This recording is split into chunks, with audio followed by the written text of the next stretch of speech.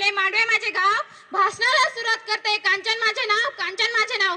आदरणीय व्यासपीठ उपस्थित प्रमुख पाहुणे, गुरुजन वर्ग व माझ्या प्रिय मित्र मैत्रिणींनो, आपल्या सर्वांना माझा सप्रेम नमस्कार. आज मला जागतिक आदिवासी दिन या अत्यंत महत्त्वाच्या विषयावर माझे विचार मांडण्याची संधी मिळाली, याचा मला आनंद होत आहे. दरवर्षी 9 ऑगस्ट हा दिवस जगभरात जागतिक आदिवासी दिन म्हणून साजरा केला जातो. या दिवसाची सुरुवात संयुक्त राष्ट्र संघाने आदिवासी समाजाचे हक्क, संस्कृती, भाषा, परंपरा आणि त्यांच्या योगदानाचा सन्मान करण्यासाठी केली. भारत हा विविधतेने नटलेला देश आहे. या विविधतेत आदिवासी समाजाचे स्थान अत्यंत महत्त्वाचे आहे. जंगल, पर्वत, नद्या आणि निसर्गाची सुसंवाद साधत जगण्याची जीवनशैली आदिवासी समाजाने हजारो वर्ष जपली आहे. पर्यावरणाचे संवर्धन, जैवविविधतेचे संरक्षण आदिवासी समाजाचे स्थान अत्यंत महत्त्वाचे आहे. आपण जर स्वातंत्र्याचा इतिहास पाहिला तर अनेक आदिवासी क्रांतिकारकांनी आपल्या मातृभूमीसाठी बलिदान दिले.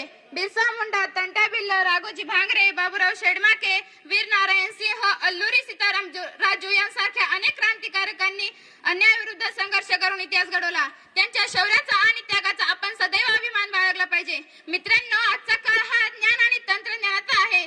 कृत्रिम बुद्धिमत्ता, संगणक आणि डिजिटल माध्यमे वेगाने विकसित होत आहेत. या नव्या युगात आदिवासी समाजाने आपली भाषा, परंपरा, लोककथा, गाणी, कला आणि त्यांचे पारंपरिक ज्ञान जतन करून आधुनिक तंत्रज्ञानाचा वापर करणे आवश्यक आहे. विद्यार्थी म्हणून आपली काही महत्त्वाची कर्तव्ये आहेत. आपण आदिवासी संस्कृतीचा आदर केला पाहिजे. सर्व धर्म, जाती आणि समाजाविषयी समानतेची भावना ठेवली पाहिजे. पर्यावरणाचे रक्षण केले पाहिजे.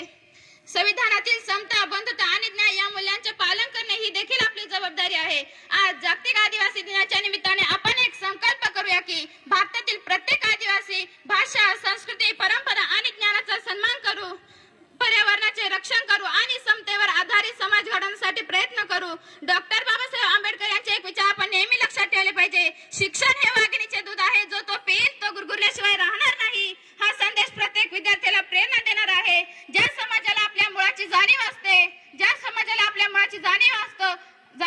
तो समाज कधी भविष्य घडवण्याची ताकद ठेवतो. आणि ज्या राष्ट्राला आपल्या वारशाचा अभिमान असतो, ते राष्ट्र कधीही सांस्कृतिक दृष्टीने गरीब होत नाही. शेवटी माझ्या भाषणाचा समारोप यावेळी करते.